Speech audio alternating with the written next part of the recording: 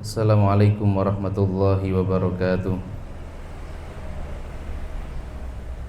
Hamdan katsiran thayyiban mubarakan fih kama yuhibbu rabbuna wa yardah. Asyhadu an la ilaha illallah wahdahu la syarikalah wa asyhadu anna Muhammadan abduhu wa rasuluh. Allahumma shalli wa sallim wa barik ala Muhammad wa ala alihi wa ashabihi wa man tabi'ahum bi ihsanin ila yaumiddin, amma ba'd. Yaqulullahu ta'ala fil Qur'anil Karim, a'udzu billahi minasyaitonir rajim. Ya ayyuhalladzina amanu taqullaha haqqa tuqatih wa la tamutunna illa wa antum muslimun. Fa inna astaqal hadithi kitabullah wa khairal hadi hadiyu Muhammadin sallallahu alaihi wasallam wa syarrul umuri muhdatsatuha fa inna kulla muhdatsatin fid dini bid'ah wa kulla bid'atin dhalalah wa kulla dhalalatin finnar. Para ikhwah sekalian, para bapak dan para ibu, para hadirin a'azani Allah wa iyyakum, yang semoga senantiasa dimuliakan oleh Allah Subhanahu wa taala. Yang pertama, syukur alhamdulillah. Marilah kita panjatkan kepada Allah Subhanahu wa ta'ala atas segala nikmat-nikmat yang telah Allah Subhanahu wa ta'ala berikan untuk kita semua. Alhamdulillah, di kesempatan pagi hari ini, dengan izin Allah, dengan takdirnya Allah, kita dikumpulkan di salah satu taman-taman surganya Allah Subhanahu wa ta'ala di muka bumi ini, yaitu majelis ilmu. Semoga kita yang hadir di majelis pagi hari ini bukan hanya Allah kumpulkan, bukan hanya Allah dudukan di taman-taman surganya Allah di muka bumi, tapi Allah Subhanahu wa ta'ala juga kumpulkan, Allah masukkan di taman-taman surganya Allah pada hari kiamat nanti. Dan semoga kita yang hadir di sini dimudahkan oleh Allah Subhanahu wa ta'ala untuk bisa memahami ilmu-ilmu yang dijelaskan oleh para ulama. Dan ilmu itu adalah ilmu yang bisa menambah kebaikan, bisa memberikan manfaat untuk diri kita dan keluarga kita semua. Yang kedua, salawat serta salam semoga tercurahkan kepada junjungan kita, teladan kita, Nabiullah Muhammad sallallahu alaihi wasallam. Para ikhlas sekalian Allah Ta'ala muliakan, di kesempatan pagi hari ini insyaallah kita akan membahas salah satu di antara kitab yang fenomenal yang sudah sering kita baca dan sering dibahas oleh para asatid, para ustadz, yaitu kitab Al-Kabair karya Imam Az-Zahabi rahimahullahu ta'ala. Kitab ini sangat penting untuk kita bahas, ya, karena di dalam kehidupan seorang muslim kita tidak bisa lepas dari yang namanya perbuatan dosa dan maksiat. Kalau dosa yang kita kerjakan adalah as-shaghair, dosa-dosa kecil, maka dosa-dosa kecil ini terkadang bisa dihapuskan oleh Allah Subhanahu wa ta'ala meskipun kita tidak bertobat atau minta ampun kepada Allah. Contohnya dengan apa, Ustaz? Misalkan ketika kita melakukan as-shaghair, dosa kecil, kemudian kita barengi dengan beramal soleh, beribadah kepada Allah, maka dosa-dosa kecil ini dengan sendirinya akan terhapuskan dengan amal soleh tersebut. Dan itu dijelaskan oleh Nabi sallallahu alaihi wasallam. Bagaimana Nabi sallallahu alaihi wasallam mengatakan, ittaqillaha haitsu ma kunta wa atbi'is sayyi'atal hasanata tamhuha. Rasul mengatakan, bertakwalah kamu kepada Allah dimanapun kamu berada, dan iringilah keburukan-keburukan, iringilah kemaksiatan-kemaksiatan dengan kebaikan-kebaikan. Tamhuha, maka kebaikan itu bisa menghapuskan maksiat atau dosa yang kamu lakukan. Nah, kata para ulama, yang bisa dihapus di sini adalah dosa-dosa kecil. Sedangkan dosa-dosa besar, maka dosa ini tidak bisa dihapus oleh Allah Subhanahu wa ta'ala kecuali pelakunya bertobat kepada Allah dengan taubatan nasuha. Nah, ini bahayanya kalau kita mendekati al-kabair atau dosa-dosa besar. Nah, mungkin ada sebagian di antara kita yang belum tahu dan belum paham apa yang dimaksud dengan al-kabair itu. Al-kabair, para ikhwah yang Allah Ta'ala muliakan, sebagian ulama menjelaskan makna dari al-kabair atau al-kabirah adalah kullu dzambin tarattaba fa'iluhu haddun fid dunya aw wa'idun fil akhirah. Setiap dosa yang pelakunya itu diancam oleh Allah Subhanahu wa taala dengan ancaman hukuman had di dunia, aw wa'idun fil akhirah, atau ada ancaman azab dan siksa di akhirat. Sekali lagi, al-kabair atau al-kabir adalah kullu dzambin tarattaba fa'iluhu haddun fid dunya. Setiap dosa yang pelakunya itu diancam oleh Allah Subhanahu wa taala dengan ancaman hukuman had. Nah, kalau kita perhatikan hukuman-hukuman yang di situ, dosa-dosa yang ada ancaman hukuman hadnya, maka semuanya masuk di dalam ranah al-kabair. Mencuri, berzina, membunuh, minum khamr, ini ada ancaman hukuman had di dunia. Atau kalau misalkan tidak ada ancaman hukuman had, kemudian ada ancaman siksa atau azab di akhirat, ini juga bagian dari al-kabirah atau al-kabair. Sehingga dosa besar ini adalah dosa yang harusnya kita hindari, karena memang konsekuensinya itu kalau tidak Allah Ta'ala tetapkan di dunia ada konsekuensinya, maka di akhirat nanti juga ada konsekuensi berupa azab. Nah, insya Allah yang akan kita bahas di kesempatan pagi hari ini adalah dosa menghilangkan nyawa orang lain atau dosa membunuh dan dosa zina. Kita akan mulai dari al-kabiratu tsaniyah qatlun nafsi. Kita akan mulai dari dosa besar yang kedua, yaitu membunuh jiwa yang tidak berdosa, membunuh jiwa yang diharamkan.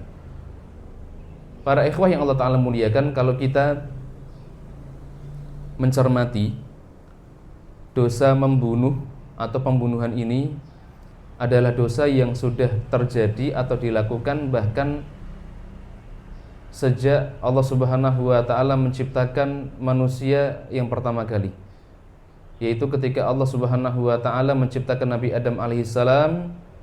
Kemudian Allah karuniakan Nabi Adam dua anak, yaitu Qabil dan Habil, kakak adik. Kemudian terjadilah pembunuhan yang dilakukan oleh kakaknya Qabil terhadap adiknya, gara-gara kakaknya Qabil itu hasad terhadap adiknya.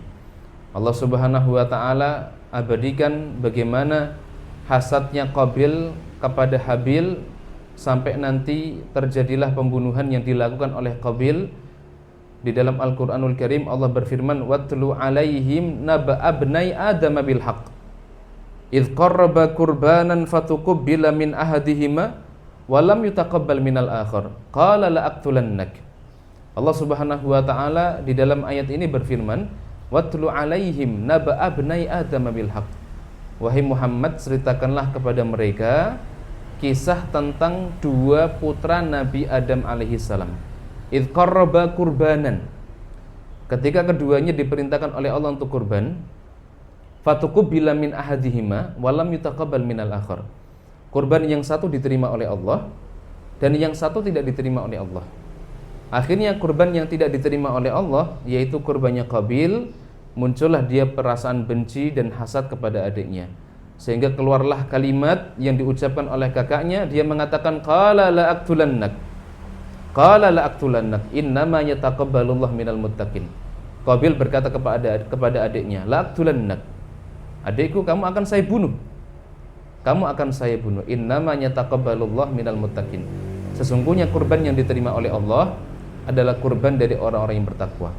Nah, di sini para jamaah yang Allah Ta'ala muliakan, kita mendapatkan informasi bahwa pembunuhan yang pertama kali dilakukan oleh umat manusia adalah pembunuhan yang dilakukan oleh Qabil terhadap adiknya Habil. Jadi dosa membunuh sudah terjadi dari sejak zaman Nabi Adam alaihissalam. dan berlangsung ke zaman-zaman berikutnya, bahkan sampai dengan zaman hari ini, zaman sekarang, bahkan sampai dengan hari kiamat nanti. Rasulullah SAW ketika beliau menjelaskan tentang salah satu di antara tanda-tanda hari kiamat, Rasul mengatakan la taqumus sa'ah hatta yakthural harj. Rasul mengatakan tidak akan datang hari kiamat hatta yakthural harj, sampai nanti terjadi banyak al-harj. Sampai nanti terjadi banyak al-harj. Qalu wa mal harju ya Rasulullah. Maka para sahabat bertanya kepada Nabi, Rasul, yang dimaksud dengan al-harju itu apa? Qala al-qatlu al-qatlu. Maka Nabi kemudian mengatakan yang dimaksud dengan al-harju adalah pembunuhan. Rawahu Muslim. Hadis ini diriwayatkan oleh Imam Muslim. Ya. Jadi subhanallah ya. Jadi kasus pembunuhan ini ternyata adalah kasus yang tidak ada habis-habisnya. Dari zaman manusia pertama, kemudian zaman nabi-nabi setelahnya, zaman Rasulullah SAW, setelah meninggalnya Rasulullah juga sama, sampai dengan hari ini, bahkan sampai dengan hari kiamat, masih banyak terjadi kasus pembunuhan seperti itu. Nah, para ikhwah yang Allah Ta'ala muliakan, kalau kita melihat kasus pembunuhan ini atau dosa membunuh adalah dosa yang sangat dimurkai oleh Allah Subhanahu wa Ta'ala. Baik korbannya itu orang Islam maupun korbannya bukan orang Islam. Jadi seorang muslim itu diharamkan oleh Allah Subhanahu wa Ta'ala untuk melakukan pembunuhan. Baik yang dibunuh itu muslim ataupun yang dibunuh itu adalah non-muslim. Terutama orang-orang non-muslim yang dijaga darahnya oleh Allah Subhanahu wa Ta'ala. Bagi orang-orang yang dia membunuh seorang muslim, Allah Subhanahu wa Ta'ala menjelaskan keharaman membunuh muslim yang lain. Rasul mengatakan kullul muslim alal muslim haramun damuhu wa maluhu wa irduhu. Rasul mengatakan setiap muslim atas muslim yang lain itu haram. Haram apanya Ustaz? Rasul mengatakan damuhu wa maluhu wa irduhu. Haram darahnya. Maksudnya apa? Maksudnya tidak boleh seorang muslim itu numpahkan darah muslim yang lain. Tidak boleh membunuh. Wa maluhu, haram hartanya. Maksudnya apa? Maksudnya tidak boleh kita mengambil harta milik orang lain atau milik muslim yang lain. Wa irduhu, dan haram kehormatannya. Maksudnya kita tidak boleh merusak kehormatan seorang muslim. Ini kata Nabi SAW. Ditambah lagi Allah Subhanahu wa Ta'ala juga memberikan ancaman yang tegas. Kalau seandainya ada seorang muslim, dia berani membunuh muslim yang lain, Allah Subhanahu wa Ta'ala mengatakan wa may yaqtul mu'mina muta'ammidan fajaza'uhu jahannam khalidan fiha wa ghadiballahu alaihi wa la'anahu wa a'adda lahu 'adzaban 'azima. Allah Subhanahu wa Ta'ala di dalam surat An-Nisa ayat ke-93, Allah menyampaikan di dalam surat ini ketegasan dan ancaman hukuman orang-orang yang membunuh seorang muslim. Allah mengatakan wa may yaqtul mu'mina muta'ammidan, barang siapa yang dia membunuh seorang mukmin muta'ammidan, dengan sengaja. Dengan sengaja, karena nanti akan kita jelaskan bahwa pembunuhan itu tidak hanya satu jenis. Pembunuhan itu ada pembunuhan yang sengaja, ada pembunuhan yang tidak disengaja, ada pembunuhan yang mirip sengaja. Nah, masing-masing pembunuhan ini memiliki konsekuensi hukum yang berbeda-beda. Allah mengatakan barang siapa yang dia membunuh seorang mukmin dengan sengaja, fajaza'uhu jahannam, maka balasannya adalah jahannam. Ditambah lagi apa? Khalidan fiha, kekal di dalamnya. Wa ghadiballahu alaihi, Allah akan marah sama dia. Wa la'anahu, Allah akan laknat dia. Wa a'adda lahu 'adzaban 'azima, Allah Subhanahu wa Ta'ala akan siapkan untuknya azab yang pedih, azab yang berat. Nah, ini ancaman dari Allah Subhanahu wa Ta'ala kepada orang-orang yang dia berani membunuh muslim yang lain. Kemudian yang kedua, kalau kita melihat pembunuhan dari sisi objek yang dibunuh atau objek yang terbunuh, ada yang diharamkan juga adalah membunuh non-muslim. Kalau membunuh seorang muslim jelas tadi ayat-ayatnya. Kemudian membunuh orang kafir atau non-muslim, ini juga termasuk hal yang diharamkan oleh Allah Subhanahu wa Ta'ala. Kenapa Ustaz? Karena orang-orang kafir itu, Bapak Ibu yang Allah Ta'ala muliakan, mereka tidak hanya dalam satu kondisi. Ada sebagian di antara orang yang mereka memahami orang kafir itu ya musuh umat Islam.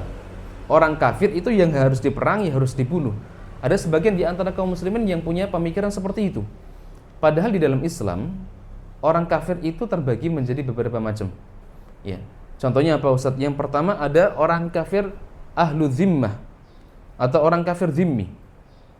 Apa itu orang kafir zimmi? Orang kafir zimmi adalah orang kafir yang mereka tinggal di negeri Islam, yang menegakkan aturan Islam, kemudian mereka setiap tahunnya membayar jizyah atau pajak. Itu orang kafir zimmi atau ahlu zimmah.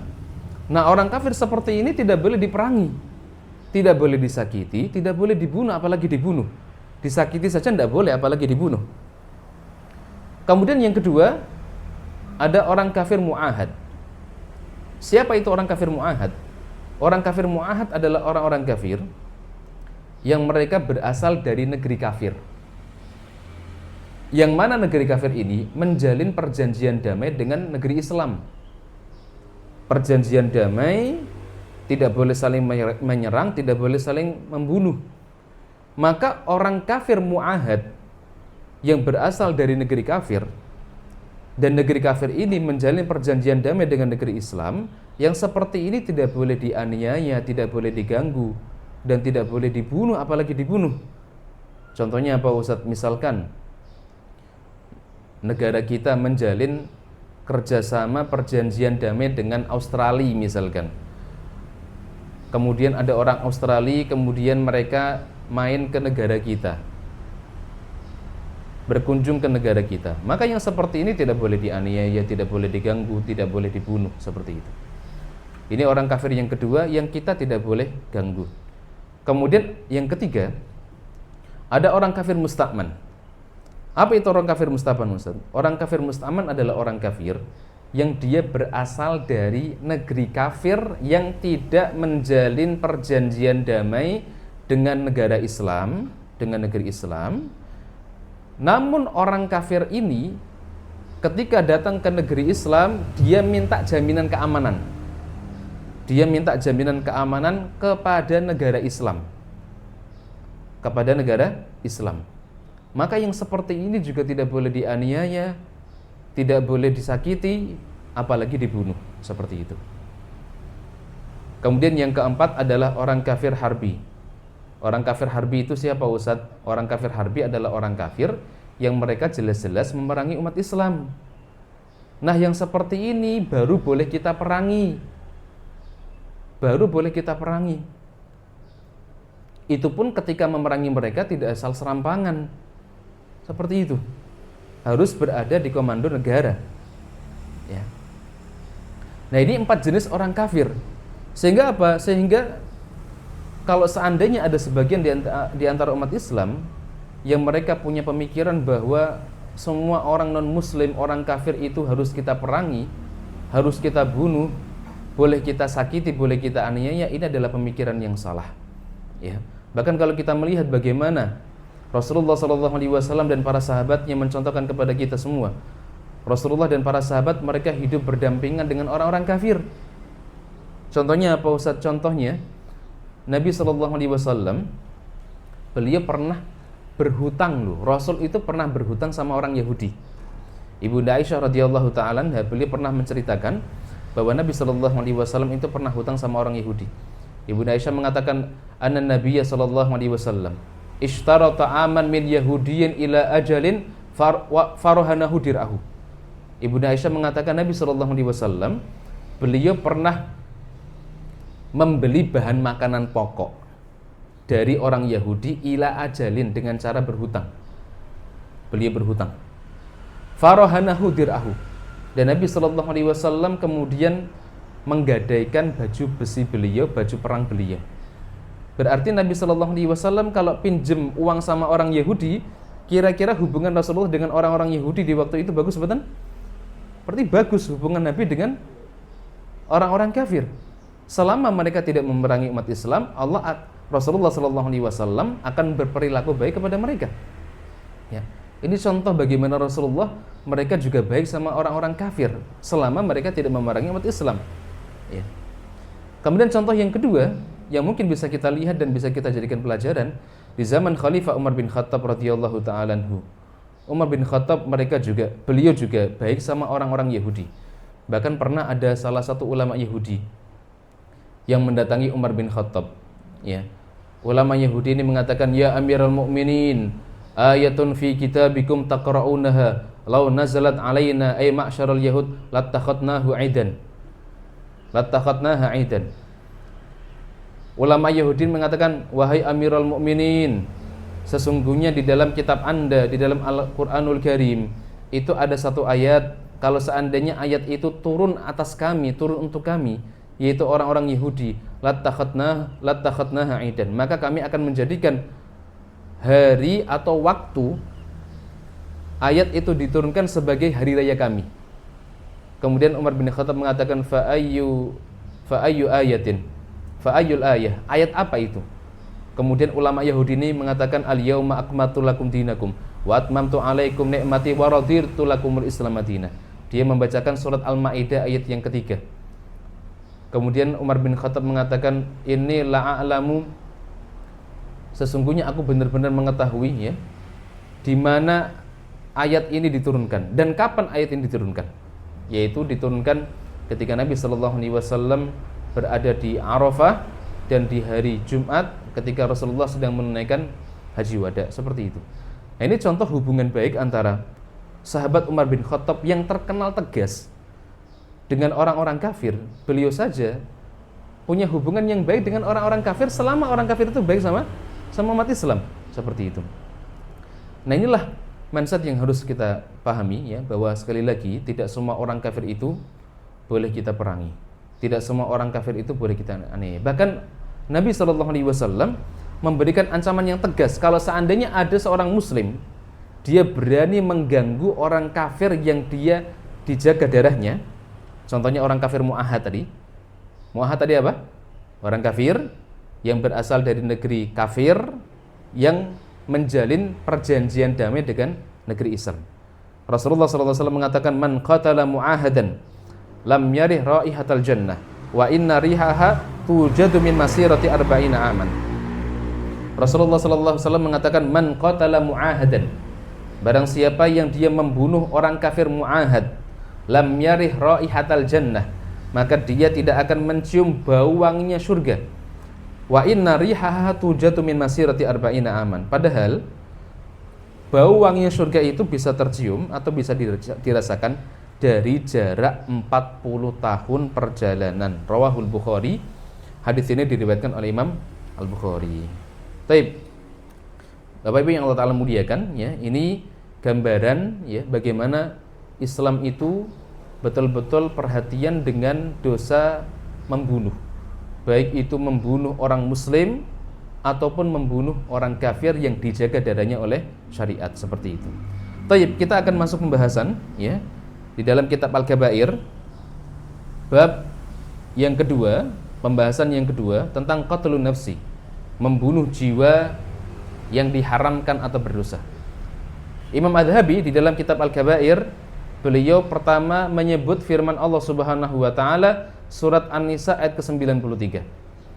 Allah Subhanahu wa taala berfirman, qala ta'ala, wa may yaqtul mu'mina muta'ammidan fajazaohu jahannam khalidan fiha wa ghadiballahu alaihi wa la'anahu wa a'adda lahu 'adzaban 'azima. Nah, Bapak Ibu yang Allah Ta'ala muliakan, kalau kita perhatikan ayat ini, Allah Subhanahu wa taala memberikan ancaman yang tegas bagi orang-orang yang dia berani membunuh seorang mukmin. Bahkan ancamannya kalau kita baca di dalam surat An-Nisa ayat ke-93 ini, kurang lebih ada sekitar 5 ancaman. Ada 5 ancaman. Apa ancaman yang pertama? Kalau ada seorang mukmin membunuh mukmin yang lain muta'ammidan, secara sengaja, Allah mengancam dengan ancaman jazaohu jahannam. Balasannya adalah neraka jahannam. Yang kedua apa? Khalidan fiha, kekal di dalamnya, kekal di dalam neraka. Yang ketiga, wa ghadiballahu alaihi, Allah murka, Allah marah sama dia. Yang keempat apa? wa la'anahu, Allah laknat dia. Yang kelima apa? Wa a'adda lahu 'adzaban 'azima, Allah siapkan azab yang sangat pedih, azab yang sangat besar untuk dirinya. Ini ancaman yang Allah Subhanahu wa taala sampaikan bagi orang-orang yang dia berani membunuh seorang mukmin. Makanya kalau kita membaca ancaman ini harusnya kita itu berhati-hati di dalam masalah nyawa. Hari ini kita lihat ya bagaimana banyak orang-orang yang menggampangkan urusan nyawa. Ya, contohnya apa Ustaz? Contohnya mungkin kita melihat kasus pembunuhan hari ini kan terjadi setiap hari kan? Kalau kita baca berita kriminal itu setiap hari itu ada peristiwa pembunuhan. Dan pembunuhannya itu ngeri-ngeri ya. Kemudian banyak anak-anak muda tawuran ya. Bawa senjata ya, bawa celurit yang seakan-akan mereka itu tidak menghargai nyawa seorang muslim ya. Main bacok ya, main bunuh ya. Bahkan kemarin belum lama di Semarang ya, di daerah Sambangan sini ya, ada mahasiswa yang meninggal ya gara-gara masalah kreyak seperti itu. Jadi seakan-akan nyawa seorang muslim ini tidak ada harganya ya. Nah, Allah Subhanahu wa taala memberikan ancaman yang tegas bagi orang-orang yang dia berani membunuh seorang mukmin dengan sengaja, dengan 5 ancaman tadi. Kemudian muncul pertanyaan, ya, Ustadz, bukankah seorang mukmin itu ketika dia melakukan perbuatan maksiat atau dosa, selama tidak membuat dia keluar dari Islam, masih ada peluang masuk ke dalam surga? Tapi kenapa di dalam surat An-Nisa ayat ke-93 tadi disebutkan bahwa dia akan kekal di dalam neraka jahanam? Nah, di sini para ummahat, para bapak yang Allah Ta'ala muliakan ya. Jadi betul, sebenarnya di dalam ayat yang lain Allah Subhanahu wa taala juga menyampaikan bahwa orang yang membunuh itu tidak sampai dihukumi kafir. Orang yang membunuh itu tidak sampai dihukumi kafir. Contohnya apa Ustaz? Contohnya di dalam surat Al-Baqarah ayat ke-178. Allah Subhanahu wa taala berfirman, "Faman ufiya lahu min akhihi syai'un fattiba'un bil ma'ruf wa ada'un ilaihi bi ihsan." Allah Subhanahu wa taala di dalam surat Al-Baqarah 178 ini Allah mengatakan, "Faman ufiya lahu min akhihi." Barang siapa yang mendapatkan pemaafan dari saudaranya. Barang siapa yang dia mendapatkan pemaafan dari saudaranya. Bapak Ibu yang Allah Ta'ala muliakan, orang yang membunuh dengan sengaja, itu kan konsekuensi hukum di dunianya itu kan ada 3 nggih. Yang pertama dia dikisos, dihukum bunuh. Yang kedua dia membayar diat sebanyak 100 ekor onta, atau yang ketiga adalah afu, dimaafkan. Nah, di sini Allah Subhanahu wa taala menjelaskan barang siapa yang mendapatkan pemaafan dari saudaranya min akhihi fattiba'un bil ma'ruf, hendaklah dia mengikuti dengan cara yang baik. Nah, kalau seandainya di dalam ayat ini disebutkan min akhihi saudaranya, berarti kalau dianggap saudara, orang yang membunuh itu dihukumi muslim atau kafir? Muslim kan? Kenapa? Karena di dalam ayat ini Allah Subhanahu wa taala menyebutkan min akhihi, dari saudaranya. Barang siapa yang mendapatkan pemaafan dari saudaranya, berarti yang membunuh itu masih dianggap saudara se-Islam, saudara muslim dari orang-orang yang dari keluarga yang terbunuh seperti itu. Ini menunjukkan bahwa orang yang membunuh itu tidak dihukumi kafir. Orang yang membunuh itu tidak dihukumi musyrik seperti itu. Kemudian contoh yang lain di dalam surat Al-Hujurat ayat ke-9. Ini di antara dalil yang menunjukkan bahwa yang membunuh itu, orang yang membunuh itu tidak bisa dihukumi kafir. Adalah wa in ta'ifatani minal mu'minina qatatalu fa aslihu bainahuma. Allah berfirman, dan kalau ada 2 golongan dari orang yang beriman, kalau ada 2 golongan dari orang yang beriman saling berperang, fa aslihu bainahuma, maka hendaklah kamu damaikan keduanya. Hendaklah kamu damaikan keduanya. Nah, di sini Bapak Ibu yang Allah Ta'ala muliakan, Allah Subhanahu wa Ta'ala menyebut ta'ifatani minal mu'minin, dua kelompok dari orang-orang mukmin. Ketika kalau berperang itu kira-kira saling bunuh buatan? Saling bunuh kan? Nah, kalau seandainya seperti itu, di sini disebutkan orang-orang mukmin, ya, berarti kalau seandainya ada orang yang membunuh, seorang muslim yang membunuh, melakukan dosa pembunuhan, dia masih bisa dihukumi sebagai seorang muslim. Dia masih bisa dihukumi sebagai seorang muslim. Nah, terus bagaimana Ustaz dengan ayat yang tadi, Ustaz? Surat An-Nisa ayat ke-93, yang mana Allah Subhanahu wa Ta'ala menyebutkan orang yang membunuh itu balasannya neraka jahanam, kekal di dalamnya, mendapatkan murkanya Allah, laknatnya Allah, dan Allah siapkan azab yang pedih. Maka disinilah kita melihat bagaimana tafsiran para ulama. Maka para ulama menjelaskan bahwa orang yang dia membunuh, yang diancam dengan azab neraka jahanam dan kekal di dalamnya adalah kalau dia menghalalkan perbuatan membunuhnya. Jadi kalau seandainya dia menghalalkan perbuatan membunuh, misalkan, oh bunuh muslim itu boleh, bunuh tetangga itu boleh, bunuh saudara itu boleh, ya. Nah, kalau dia punya keyakinan seperti ini, maka orang yang membunuh ini bisa dihukumi telah keluar dari agama Islam, telah melakukan perbuatan kufur, ya. Sebenarnya bukan hanya sekedar menghalalkan pembunuhan, ke. Kalau ada orang yang dia berani menghalalkan zina atau menghalalkan, membolehkan bahwa perempuan itu kalau tidak pakai jilbab, tidak menutup aurat itu boleh-boleh saja, ini juga bisa terkena hukuman kufur ini, ya. Maka ancaman itu di dalam surat An-Nisa ayat ke-93 Allah tujukan bagi para pembunuh yang dia menghalalkan darah seorang muslim.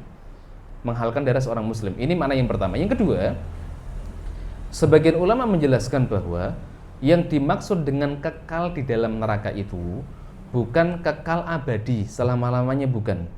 Tapi maksudnya adalah dia dihukum, diazab di neraka dengan hukuman yang sangat lama, tapi tidak sampai kekal. Jadi dia nanti masuk ke dalam neraka, dihukum ribuan tahun mungkin atau ratusan ribu tahun, wallahu ta'ala bishawab, tapi tetap nanti ada kesempatan dia masuk ke dalam surga selama dia masih muslim. Selama dia masih muslim, ya. Ini penjelasan tentang ayat pertama yang disebutkan oleh Imam Az-Zahabi di dalam kitab Al-Kabair beliau. Kemudian berikutnya Imam Az-Zahabi beliau mengutip firman Allah Subhanahu wa Ta'ala surat Al-Furqan ayat ke-68 sampai dengan 70. Allah berfirman, wa qala ta'ala walladzina la yad'una ma'allahi ilahan akhar wa la yaqtulun nafsal lati harramallahu illa bil haqq wa la yaznun wa man yaf'al dzalika yalhaqu athama, dan seterusnya. Allah berfirman, walladzina la yad'una ma'allahi ilahan akhar, dan orang-orang yang tidak mensekutukan Allah, mempersekutukan Allah dengan sesembahan yang lain, wala yaqtuluna nafsal lati harramallahu illa bil haqq, dan orang yang tidak membunuh orang yang diharamkan darahnya kecuali dengan alasan yang dibenarkan. Berarti nanti ada pembunuhan yang boleh kalau misalkan dia melakukan pelanggaran-pelanggaran yang nanti bisa membuat dia dihukum mati, ya. Nah, di sini Allah mengatakan, dan orang-orang yang tidak mensekutukan Allah, melakukan syirik, kemudian orang-orang yang tidak membunuh kecuali dengan alasan yang dibenarkan, wala yaznun, dan orang-orang yang tidak berzina, wa may yaf'al dzalika yalhaqu athama, maka barang siapa yang melakukan perbuatan itu, maka dia telah melakukan perbuatan dosa, maka dia akan mendapatkan dosa yang besar, seperti itu. Nah, Bapak Ibu yang Allah Ta'ala muliakan, di dalam ayat ini surat Al-Furqan ayat ke-68 sampai dengan 70, Allah Subhanahu wa Ta'ala menjelaskan ciri-ciri ibadur rahman. Nah, di antara ciri-ciri ibadur rahman adalah mereka yang tidak mensekutukan Allah, mereka tidak membunuh, mereka tidak berzina. Nah, di sini Allah Subhanahu wa Ta'ala menggandengkan perbuatan membunuh dengan perbuatan syirik. Perbuatan membunuh dengan perbuatan syirik. Ya. Sehingga apa? Sehingga perbuatan membunuh ini adalah perbuatan yang termasuk akbarul kabair, dosa yang paling besar di antara dosa-dosa besar. Ya. Bahkan Imam Syafi'i mengatakan tidak ada dosa yang lebih besar setelah syirik, ya, kecuali dosa pembunuhan. Ya. Nah, di sini kita harusnya berhati-hati karena Allah Subhanahu wa taala menggandengkan antara dosa membunuh dengan dosa syirik. Dosa syirik itu kan akbarul kabair kan. Dosa yang paling besar di antara dosa-dosa besar. Nah, kemudian setelahnya Imam Adz-Dzahabi beliau mengutip firman Allah Subhanahu wa taala surat Al-Maidah ayat ke-32. Allah berfirman, "Man qatala nafsan bighairi nafsin aw fasadin fil ardi faka'annama qatala an-nasa jami'a." Allah mengatakan, "Man qatala nafsan bighairi nafsin." Barang siapa yang dia membunuh seorang manusia bukan karena dia membunuh orang lain, barang siapa yang dia berani membunuh manusia bukan karena dia membunuh orang lain, aw fasadin fil ardi, atau dia berbuat kerusakan di muka bumi ini, faka'annama qatalan nasa jami'a, maka seakan-akan dia telah membunuh manusia semuanya. Maka seakan-akan dia telah membunuh manusia semua. Subhanallah, nggih. Dalam ayat ini Allah Subhanahu wa taala memberikan ancaman yang luar biasa besar, ya, bagi orang-orang yang dia bunuh seorang muslim tanpa alasan yang dibenarkan, bukan karena dia bunuh. Kalau dia bunuh muslim yang lain, mungkin dia bisa dibunuh juga dengan hukuman qisas. Au fasadin fil ard, atau bukan karena dia berbuat kerusakan, karena nanti ada orang-orang yang dia melakukan kerusakan di muka bumi ini, misalkan para bugot, pemberontak, ya, yang memberontak pemerintahan Islam, itu boleh diperangi juga. Nah, orang-orang yang dia membunuh seorang muslim yang bukan karena dia membunuh muslim yang lain atau bukan karena dia memberontak, faka'annama qatalan nasa jami'a, maka seakan-akan dia sudah membunuh seluruh manusia. Seakan-akan dia sudah membunuh seluruh manusia. Coba bayangkan, orang yang bunuh satu orang itu diibaratkan oleh Allah Subhanahu wa taala seakan-akan dia sudah membunuh seluruh umat manusia. Nah, ini diantara bahayanya orang yang melakukan kemaksiatan membunuh muslim yang lain. Seakan-akan dia sudah membunuh seluruh umat manusia. Nah, di sini para ulama menjelaskan kenapa toh orang yang dia membunuh seorang muslim itu diibaratkan seperti orang yang membunuh seluruh umat manusia. Nah, di antara penjelasan para ulama adalah karena kalau seandainya ada orang yang dia berani membunuh seorang muslim atau membunuh jiwa yang diharamkan, ya, maka hal ini akan menjadi jalan bagi orang lain untuk meniru apa yang dia lakukan. Kalau dia bunuh muslim misalkan, dia merasa bahwa ini boleh dibunuh. Akhirnya orang-orang itu ngikuti dia. Kemudian orang-orang yang ngikuti dia semakin banyak dan semakin banyak, maka pembunuhan yang terjadi di muka bumi ini juga semakin banyak. Ya. Maka seakan-akan dia sudah membunuh seluruh umat manusia. Ya. Seakan-akan dia sudah membunuh seluruh umat manusia. Ya. Kemudian ada yang menjelaskan, sebagian ulama tafsir menjelaskan bahwa yang dimaksud dengan membunuh di sini adalah kalau ada seorang muslim, ada seseorang yang dia berani membunuh seorang nabi atau seorang rasul, maka seakan-akan dia telah membunuh seluruh umat manusia. Membunuh seluruh umat manusia. Kenapa? Karena para nabi dan para rasul itu tugasnya menyampaikan risalah dakwah kepada umat manusia. Kalau seandainya mereka dibunuh, maka seakan-akan ilmu itu tidak akan tersambung, tidak akan tersampaikan kepada manusia. Maka disinilah Allah Subhanahu wa taala memberikan ancaman, ya. Seakan-akan dia sudah membunuh umat manusia, begitu. Nah, ini ancaman dari Allah Subhanahu wa taala nggih untuk para pembunuh. Kemudian Imam Adz-Dzahabi berikutnya beliau membacakan firman Allah Subhanahu wa taala surat At-Takwir ayat 8 sampai dengan 9. Allah berfirman, "Wa idzal mau'udatu su'ilat bi ayyi dzambin qutilat." Dan apabila bayi-bayi perempuan yang dikubur hidup-hidup ditanya, bi ayyi dzambin qutilat, karena dosa apakah mereka itu dibunuh. Ini ayat berikutnya yang ditulis oleh Imam Az-Zahabi di dalam kitab Al-Kabair. Nah, Bapak Ibu yang Allah Ta'ala muliakan, ya. Kalau kita cermati ayat ini berbicara tentang kebiasaan orang-orang Arab jahiliyah. Apa kebiasaan orang-orang Arab jahiliyah? Jadi orang-orang Arab jahiliyah itu mereka punya kebiasaan membunuh bayi-bayi perempuan mereka. Kenapa? Karena mereka menganggap, ya, bayi-bayi perempuan itu adalah anak yang tidak punya banyak manfaat, tidak bisa diajak kerja, ya, tidak bisa diajak dagang, tidak bisa ikut perang, ngentek ke makanan, ya. Jadi seakan-akan tidak ada manfaatnya, ya, tidak ada manfaatnya. Sehingga mereka lebih memilih untuk daripada ini membebani biaya hidup, ya sudah dibunuh saja seperti itu. Ini kebiasaan orang-orang Arab jahiliyah yang mungkin hari ini juga ada sebagian orang yang masih melakukan hal yang seperti itu, begitu. Nah, di sini para ulama juga menjelaskan juga bahwa kejahatan itu bertingkat-tingkat, pembunuhan itu bertingkat-tingkat. Kalau seandainya ada seorang muslim dia membunuh orang-orang yang memiliki hubungan qurabah, kekerabatan dengan dirinya, maka dosanya akan lebih besar dibandingkan dia membunuh orang-orang yang tidak memiliki hubungan qurabah atau kerabat, ya. Kalau misalkan ada orang yang dia membunuh orang yang tidak dikenal dengan dibandingkan dengan membunuh orang yang dia kenal, sahabatnya atau kerabatnya, maka dosanya lebih besar ketika dia membunuh kerabatnya. Kalau ada orang yang dia membunuh tetangganya dibandingkan dengan membunuh ayahnya atau ibunya, maka dosa membunuh ayahnya atau ibunya ini lebih besar dibandingkan dengan dosa membunuh tetangganya, seperti itu. Sehingga dosa pembunuhan itu bisa bertingkat-tingkat, tidak hanya satu level, tergantung siapa yang dibunuh, begitu. Nah, ini penjelasan surat At-Takwir tadi bahwa pembunuhan itu bertingkat-tingkat.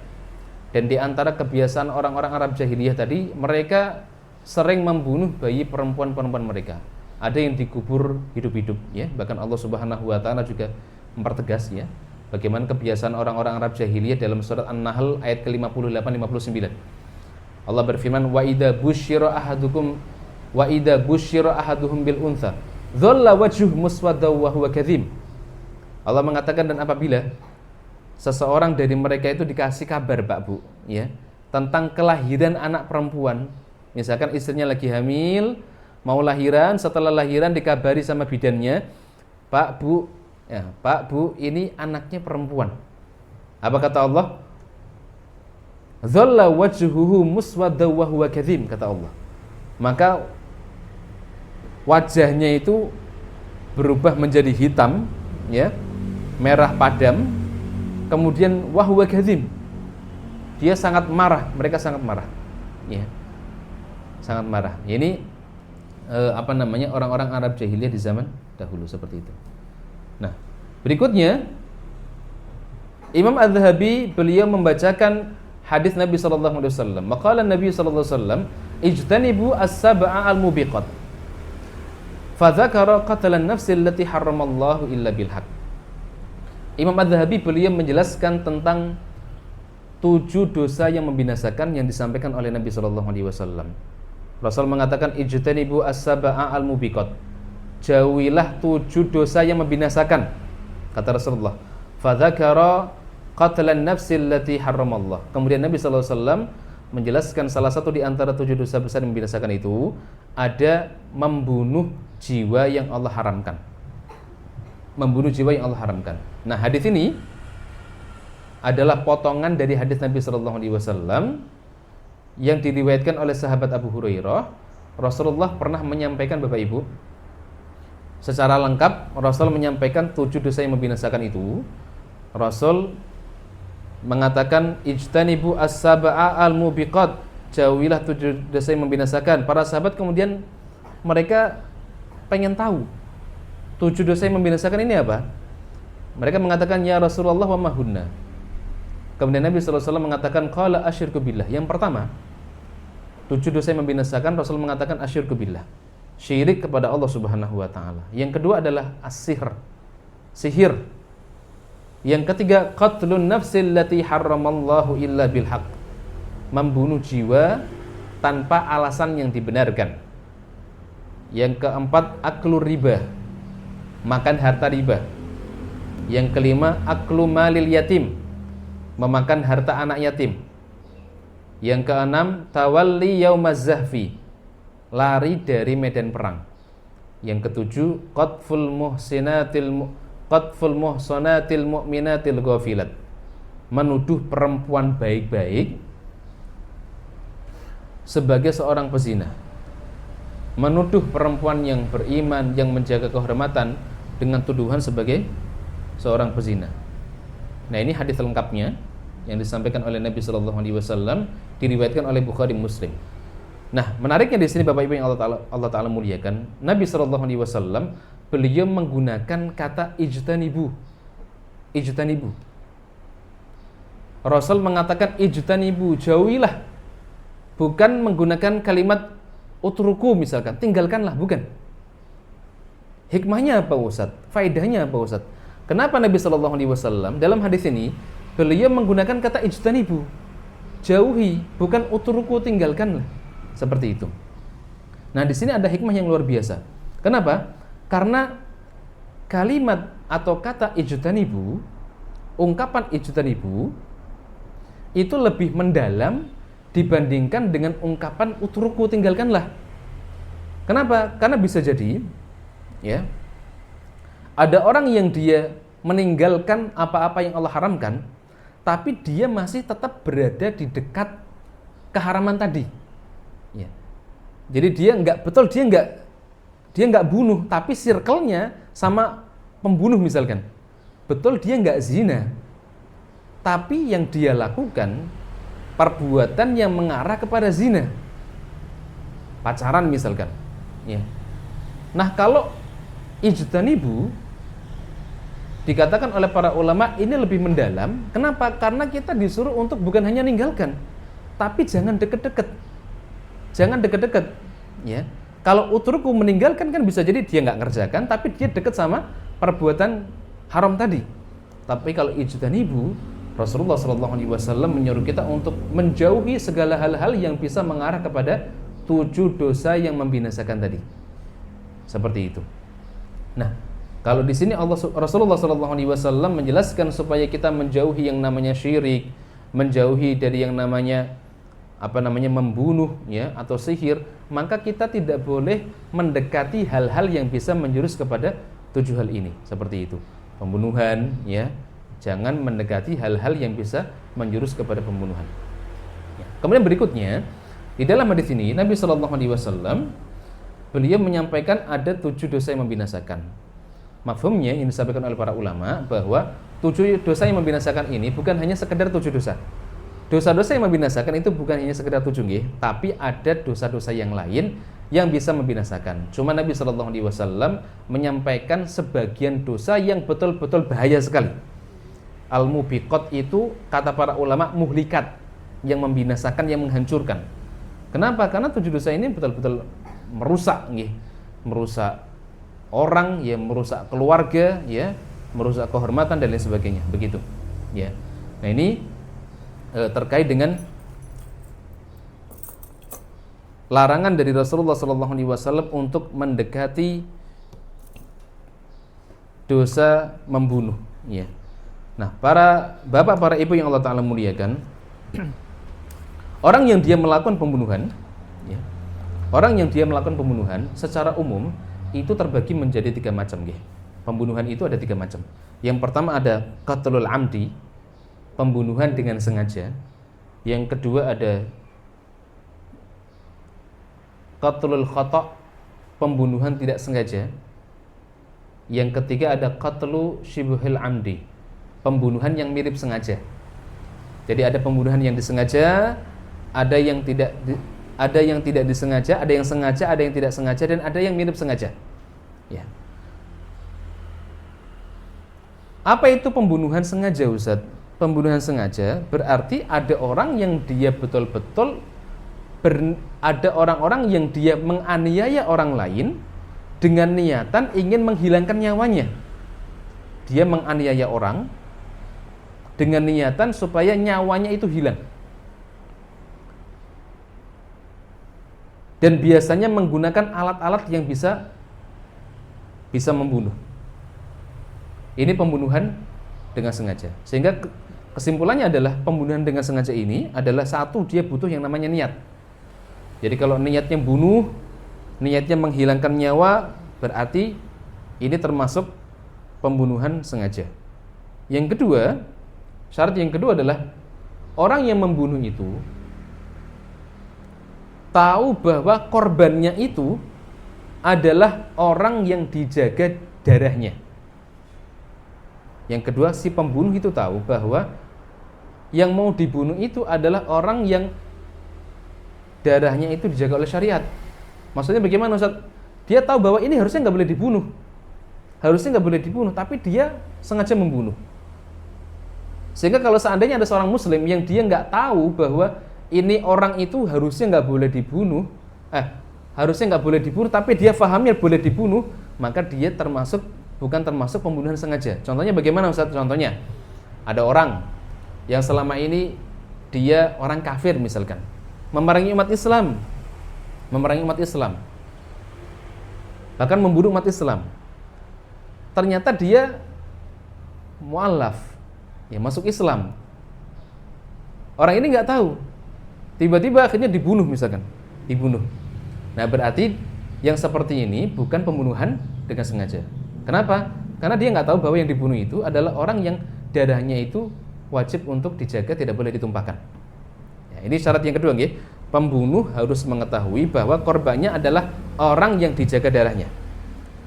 Ini baru bisa dikatakan pembunuhan sengaja. Yang ketiga adalah alat yang digunakan adalah alat yang biasanya bisa untuk membunuh orang. Bisa untuk membunuh orang. Ya. Misalkan apa, Ustaz? Pakai pisau atau mungkin pakai benda tumpul, tapi kalau dipukulkan ke arah yang vital itu bisa membunuh, ke kepala misalkan, ya. Ini di antara syarat-syarat pembunuhan itu bisa dikatakan sebagai pembunuhan dengan sengaja. Nah, hukumannya apa, Ustaz? Ancamannya apa, Ustaz? Orang yang dia membunuh dengan sengaja, ya. Ancaman orang yang membunuh dengan sengaja, hukumannya itu kurang lebih ada dua macam, Pak Bu. Yang pertama ada hukuman di akhirat, yang kedua ada hukuman di dunia. Yang pertama hukuman di akhirat, yang kedua hukuman di dunia. Hukuman di akhirat apa, Ustaz? Hukuman di akhirat sebagaimana yang tadi kita sampaikan, wa may yaqtul mu'mina muta'ammidan fajaza'uhu jahannam khalidan fiha wa ghadiballahu alaihi wa la'anahu wa a'adda lahu 'adzaban 'azima. Allah mengatakan barang siapa yang dia membunuh seorang mukmin dengan sengaja, jazauhu jahannam, balasannya jahannam, khalidan fiha, kekal di dalamnya. Ghadiballahu alaihi, Allah marah sama dia, Allah laknat dia, Allah siapkan azab yang pedih untuk dirinya. Ini ancaman di akhirat. Yang kedua ada ancaman di dunia. Ada ancaman di dunia. Apa ancaman di dunia, Ustaz? Ancaman di dunia bagi orang-orang yang dia membunuh dengan sengaja, maka ancaman yang pertama adalah dia boleh dihukum kisos. Dia boleh dihukum bunuh. Begitu. Dalilnya apa? Dalilnya bisa dibaca di surat Al-Baqarah 178. Surat Al-Baqarah 178. Di dalam surat Al-Baqarah ayat 178, Allah berfirman, "Ya ayyuhalladzina amanu kutiba alaikumul qisasu fil qatla." Wahai orang-orang yang beriman, diwajibkan atas kalian kisos berkenaan dengan pembunuhan, fil qatla. Berkenaan dengan pembunuhan. Al-hurru bil hurri. Merdeka dengan merdeka. Berarti kalau ada orang merdeka, dia membunuh budak, hukumannya bukan kisos, ya. Al-abdu bil abdi, budak dengan budak, ya. Wal untha bil untha, kemudian wanita dengan wanita. Kalau laki-laki bunuh wanita bagaimana, Ustaz? Kalau laki-laki bunuh wanita, maka ancamannya tetap kisos, cuma nanti ada perbedaan di masalah diyat. Ya, perbedaannya di masalah diyat, begitu. Nah, ini jelas di dalam ayat ini Allah Subhanahu wa taala menyampaikan bahwa ada ancaman hukuman kisos bagi pembunuh. Nah, yang perlu untuk dipahami, hukum kisos ini ditegakkan ketika hukum Islam itu berlaku di negara kita. Sehingga nggak boleh kalau misalkan sekarang ada orang yang membunuh main asal dibunuh atau dikisos atau dihakimi, ya, dibunuh balik, tidak bisa, ya. Kenapa? Karena harus diputuskan oleh hakim, harus diputuskan oleh qadhi, tidak boleh sendiri-sendiri main bunuh seperti itu. Kenapa? Karena kalau hukum Islam itu ditegakkan dengan sendiri tanpa ada hakim atau qadhi, nanti bisa berantakan. Ya. Contohnya apa, Ustaz? Misalkan dalam kasus pencurian, kalau ada orang yang dia mencuri, hukumannya apa? Hukumannya apa? Potong tangan kan? Tapi potong tangan itu bukan berarti kalau mencuri langsung dipotong tangan, bukan. Tapi harus ada peradilannya, ada pengadilannya. Harus dicek dulu dia mencuri karena apa? Karena terpaksakah, dipaksakah, atau karena memang dia mencuri karena dia hobi mencuri. Kemudian mencurinya apakah sudah mencapai nisab? Nisab mencuri yang membuat orang itu boleh dipotong tangan. Berapa nisabnya? Seperempat dinar. Seperempat dinar. Kalau 1 dinar sekarang itu 4/4 gram atau 8,5 juta. 1 gram kan sekarang 2 juta sedikit lagi, 2 jutaan lagi. Berarti 8,5 juta, berarti seperempatnya berapa itu? Ya 2 jutaan. Ya, 2 juta lebih sedikit. Kalau di bawah itu, dia berarti nggak boleh dipotong tangan seperti itu. Ya. Jadi ancaman di dunia yang pertama, dia boleh dihukum kisos. Yang kedua, kalau seandainya wali dari orang yang dibunuh itu menginginkan hukuman yang lain, ada opsi yang kedua. Ya udah, karena kamu masih muda, kamu mungkin khilaf, ya sudah, kamu tak maafkan, kamu nggak saya kisos, tapi kamu harus bayar diat. Maka ancaman yang kedua untuk hukuman di dunia adalah membayar diat. Membayar diat, ya. Dalilnya apa, Ustaz? Dalilnya adalah hadis Nabi sallallahu alaihi wasallam. Rasul mengatakan, man qutila lahu qatilun fahuwa bi khairin nadharaini. Barang siapa yang dia melakukan pembunuhan, maka keluarga yang terbunuh boleh diberikan salah satu di antara dua pilihan. Yang pertama, imma an ya'fu anhu wa imma an yaqtul. Bisa jadi dia boleh memaafkan atau dia membunuh. Dalam riwayat yang lain, imma an yuqad wa imma an yufda. Dia boleh minta dikisos atau dia boleh minta fidyah. Minta fidyah atau minta diat. Boleh kisos, boleh diat. Seperti itu. Nah, ini berarti wali korban itu boleh memilih opsi yang kedua, minta diat. Diatnya berapa, Ustaz? Diatnya adalah dia harus menyerahkan 100 ekor onta. 100 ekor onta. Kalau onta sekarang satu ekornya itu harganya taruhlah 50 juta, misalkan 50 juta. Berarti 50 kali 100 berapa itu? Berapa diatnya? 50 kali 100 berapa itu? 5M. Sekitar 5 miliar.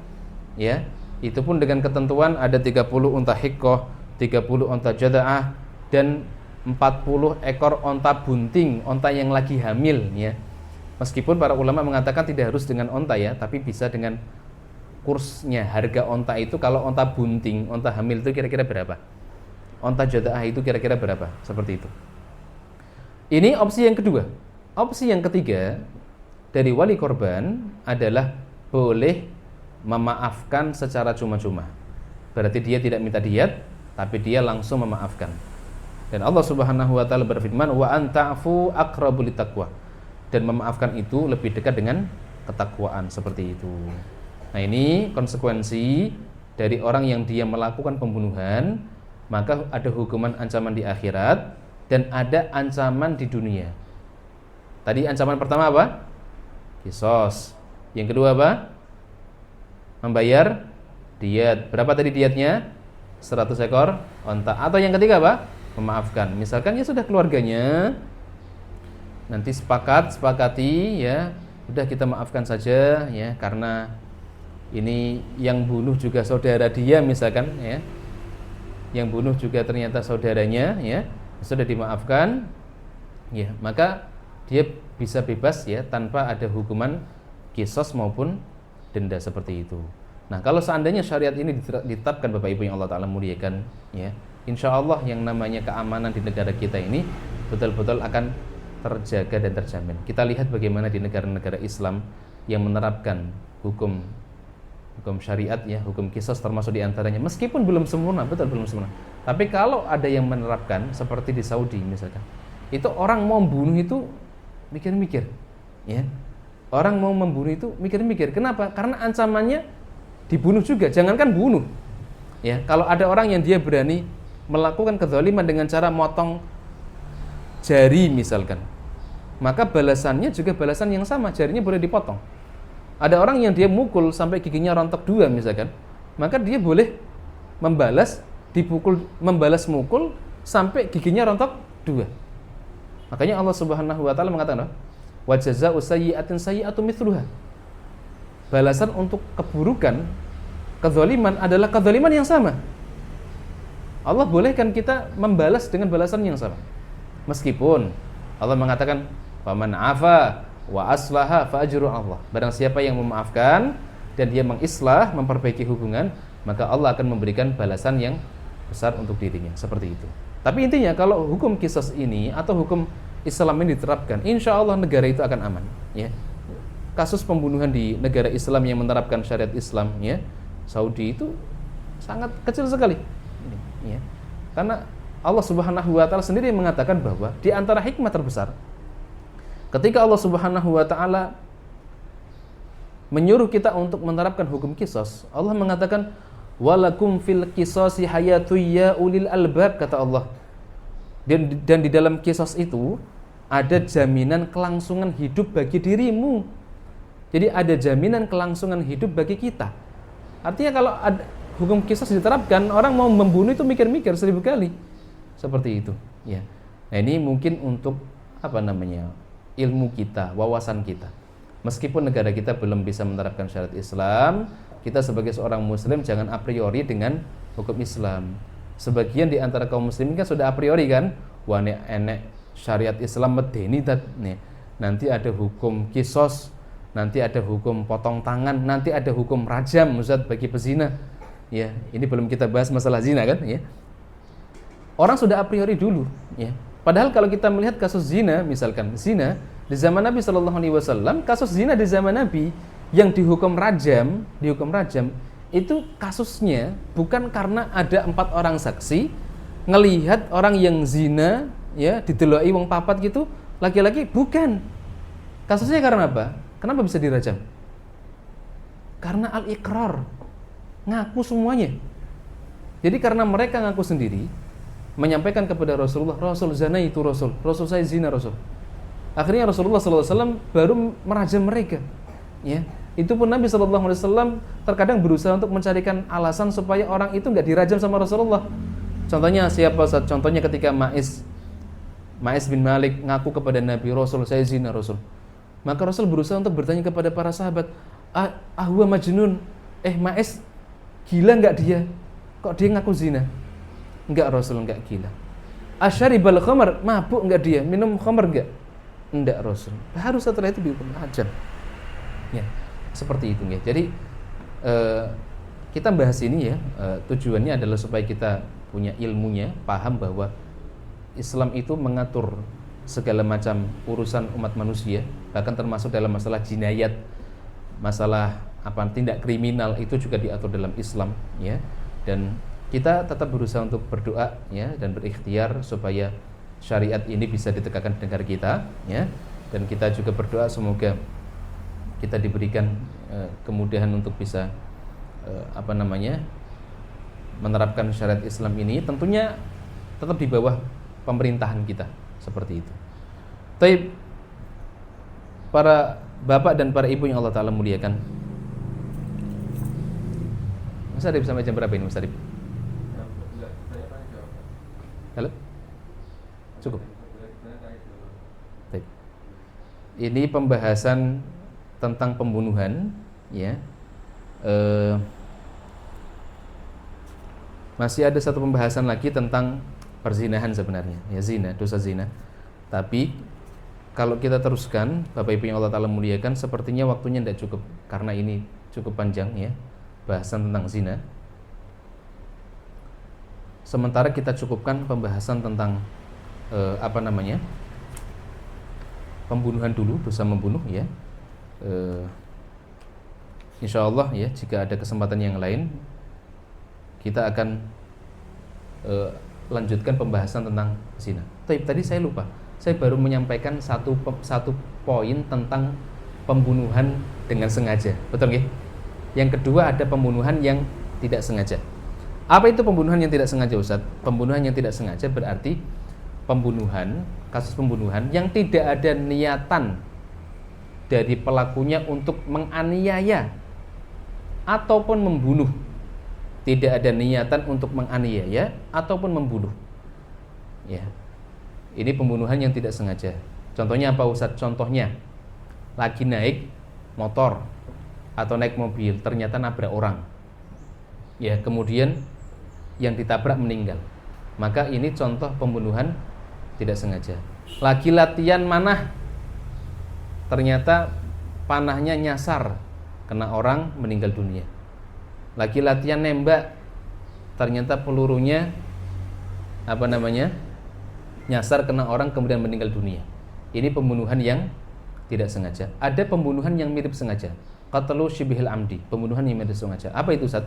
Pembunuhan yang mirip sengaja adalah orang yang dia membunuh, dia punya niatan untuk menganiaya,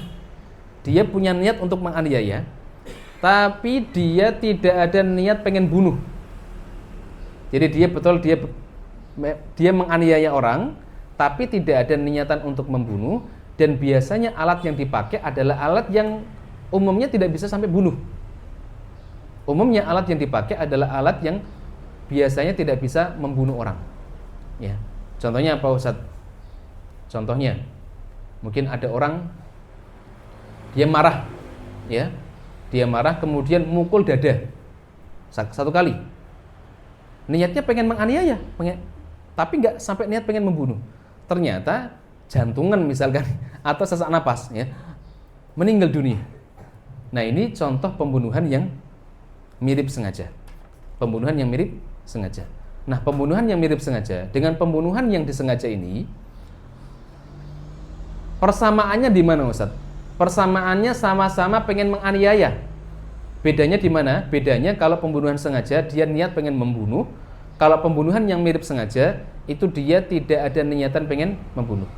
Konsekuensinya apa, Ustaz? Konsekuensinya kalau pembunuhan yang mirip sengaja, konsekuensi di akhirat dia berdosa, tapi dosanya tidak sebesar dosa orang yang membunuh dengan sengaja. Yang kedua, konsekuensi di dunia. Apa konsekuensi di dunia? Konsekuensi di dunia, dia tidak terkena hukum qisas. Tidak terkena hukum qisas. Tapi dia wajib untuk, pertama disuruh untuk membebaskan budak. Disuruh untuk apa? Bebaskan budak. Kalau dia tidak bisa membebaskan budak karena konteks perbudakan hari ini tidak ada, maka opsi yang kedua adalah berpuasa selama 2 bulan berturut-turut. Puasa 2 bulan berturut-turut. Ini untuk dirinya. Berikutnya ada hukuman yang lain. Apa hukuman yang lain, Ustaz? Hukuman yang lain adalah dia harus membayar diat. Dia harus membayar diat. Diatnya apa? Diatnya 100 ekor onta yang tadi kita sebutkan, ya. Diatnya 100 ekor onta yang tadi kita sebutkan. Tapi diatnya ini bisa ditanggung sama keluarga besarnya. Jadi keluarga besarnya bisa bantu iuran untuk membayar diat yang ditetapkan. Ini konsekuensi yang pertama. Yang kedua, kalau seandainya keluarga korban itu mengikhlaskan, ya sudah, saya ikhlaskan karena kamu sebenarnya nggak niat pengen membunuh, kamu tak maafkan, ya sudah, selesai. Tapi konsekuensi yang pertama tadi, kafarohnya tadi, ya, antara membebaskan budak atau puasa 2 bulan berturut-turut tetap harus dia lakukan meskipun keluarga dari korban itu memaafkan. Ini konsekuensi untuk pembunuhan yang mirip sengaja. Sedangkan pembunuhan yang tidak sengaja, nabrak orang tadi, nggih. Nabrak orang atau latihan manah, ya, tiba-tiba kena orang, ya. Atau mungkin main lempar batu, ya, ternyata kena kepala orang misalkan, ya, kemudian meninggal, ya. Nah, ini konsekuensinya apa? Konsekuensi kalau di dunia, betul, kalau di akhirat dia tidak berdosa. Kenapa? Karena dia nggak ada niatan pengen membunuh. Kata Nabi SAW, Innallaha ta'ala tajawaza an ummati al-khata' wa nisyan wa mastukrihu alaihi. Allah akan mengampuni dosa yang dilakukan oleh umatku karena apa? Satu, karena kesalahan atau karena ketidaktahuan. Al-khata'. Yang kedua, karena nisyan, karena lupa. Yang ketiga, wa mastukrihu alaihi, karena dipaksa. Maka orang yang dia tidak tahu, tidak sengaja, dia nggak berdosa di akhirat. Tapi di dunia dia ada konsekuensinya. Apa konsekuensinya? Konsekuensinya dia harus membayar diat, ya. Dia harus bayar kafarah tadi, bisa bebaskan budak atau bisa berpuasa 2 bulan berturut-turut. Kemudian ada konsekuensi bayar diat, tapi diatnya disebut oleh para ulama dengan diat mukhafafah namanya.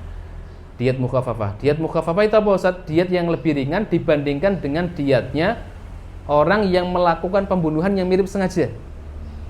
Kenapa? Karena kalau diat mukhafafah ini rincian onta yang dibayarkan itu lebih mudah. Kalau yang pembunuhan yang mirip sengaja dan yang disengaja itu kan diatnya diantaranya harus menyiapkan 40 ekor onta yang bunting yang hamil. Nah, yang pembunuhan tidak sengaja ini tidak seperti itu. Ya. Atau yang kedua, kalau wali dari korban ingin memaafkan, ya sudah dimaafkan. Udah, kamu gak usah bayar diat, kamu tak maafkan, seperti itu. Tapi wallahu ta'ala bisawab, ya. Ini pembahasan tentang pembunuhan, ya. Mohon maaf agak cepat-cepat ya karena waktunya sudah mau habis, ya. Wallahu ta'ala bisawab, ya. Ini baru satu materi yang kita bahas. Insyaallah nanti kalau ada kesempatan lagi kita akan bahas dosa al-kabair yang berikutnya, yaitu zina. Ini termasuk dosa yang luar biasa besar, ya. Ancamannya. Silakan jika ada yang mau ditanyakan.